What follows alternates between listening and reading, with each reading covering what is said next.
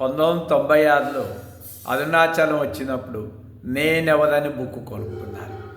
అది చదివిన తర్వాత ఈ మెలకువ స్వప్నము రెండు స్వప్నమే అని తెలిసింది.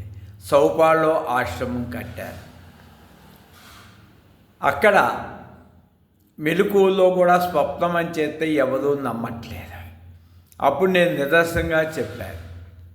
కొత్తపేటలో నాకు 175 గజాల ఇల్లు ఉంది. అది సుమారు 30 లక్షలు చేస్తుంది. అది ఎవరైనా వస్తే డబ్బులు తీసుకోకుండా ఉచితంగా ఇస్తానని చెప్పాను. అన్నీ కల కాబట్టి.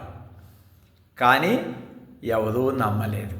నాకు నిజంగానే పిచ్చెక్కింది. అవును, నాకు ఈ మెలకువ ప్రపంచం కూడా స్వప్నమే స్వప్నమే స్వప్నమే. ఇదే గురువు అనుగ్రహము. కాబట్టి మెలకువలో ప్రపంచం స్వప్నంలో లేదు, స్వప్నంలో ప్రపంచం గాఢ నిద్రలో లేదు. అందుకనే స్వప్నం.